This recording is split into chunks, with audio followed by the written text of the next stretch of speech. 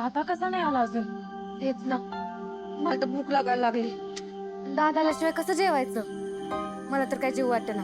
तुम्ही असं करा, तुम्ही तिघे जेवा, मी नंतर जेवते तो आल्यावर. हा, मी नाही जेवणार. कुठे राहिला दादा? बघ ना, कुठे गेला असेल तो? मी सांगितलं पण नाही अजून. आपण जायचं का त्याला शोधायला? एवढ्या रात्रीच आपण बाहेर जायचं? नको, मला भीती वाटते.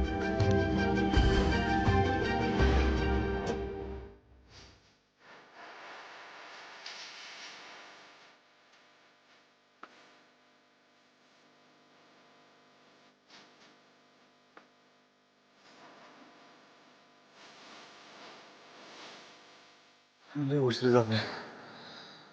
पोरी घरी वाट बघत असतील. मग निघाल पाहिजे. निघाला पाहिजे.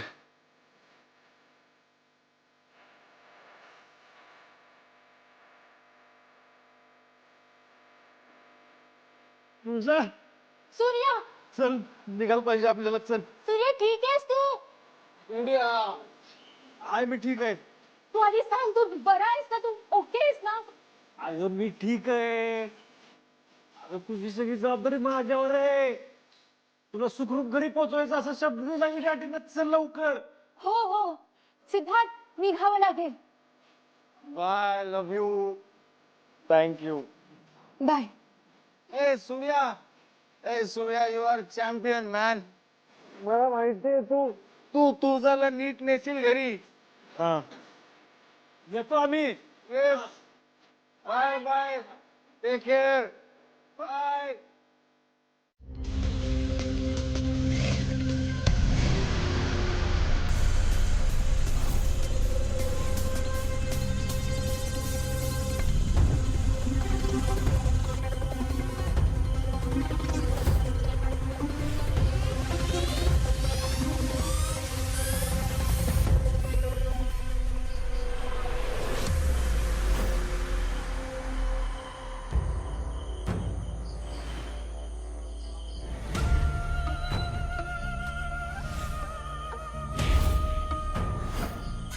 वाजले किती?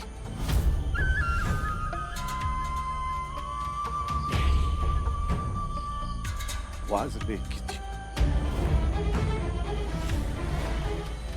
वाजले किती? आम्हाला इतका उशीर झाला. वाजले किती? आम्हाला इतका वाजले किती?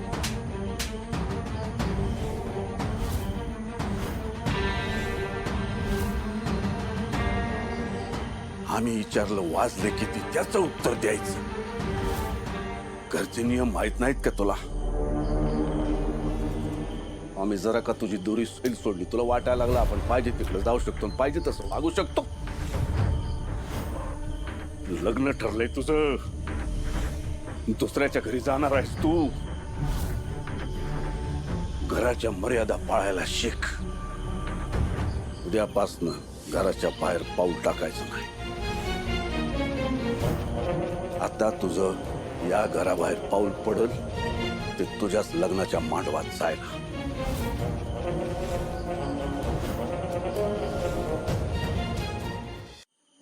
डॅडी. डॅडी, तिची काय चूक नाही हो. तुम्हाला काय शिक्षा द्यायची असेल मला द्या. हो, माझी गाडी बंद पडली म्हणून उशीर झाला होता. अरे इथे उशीर होण्याचा नाही रे बाबा. तिच्यासाठी काय बरोबर आहे काय चूक आहे हे करण्याचं आहे, ते तिला कळत नाही. ते तिला कळायला होत हाय. आता तूच सांग, मोठमोठे मंत्री येणार, जिल्ह्यातली नामधारी माणसं येणार हिच्या लग्नाला. तिथे हिच्या मैत्रिणीमधली 4 टाळकी बोलवायची राहून गेली असती, काय बिघडलं असतं? आता आली असेल ना अक्कल ठिकाणावर. डॅडी, उद्यापासून आहे ना ही बाहेर जाणार नाही, काळजी मी घेतो.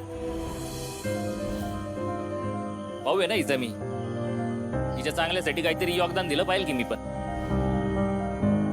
ऐक, शिका जरा. याला म्हणतात जबाबदारी घेणं, नाहीतर तुम्ही. डॅडी, तुळसा, मला माफ कर पोरी. आमच्या समोर यांनी तुझ्यावर हात उचलला. मी तुझ्यासाठी काहीच करू शकलो नाही. माफ कर मला. त्यांनी तुला मारलं, पण आमच्या गालावर वळ उठले. तुझं दुःख नाही बघवत पोरी आम्हाला, पण आपली या पिंजऱ्यातनं सुटका नाही. तू आता याची सवय करून घे. घरात चल. मला नाही जगायचं या पिंजऱ्यात. मला नाही जगायचं हे असं गुलामासारखं आयुष्य. मला माझं आभाळ शोधायचं, माझी स्वप्न पूर्ण करायची. पण हे सगळे माझ्यासमोर हा पिंजरा घेऊन का उभे आहेत? कशी बाहेर पडू मी या पिंजऱ्यातून? मला काहीच कळत नाहीये.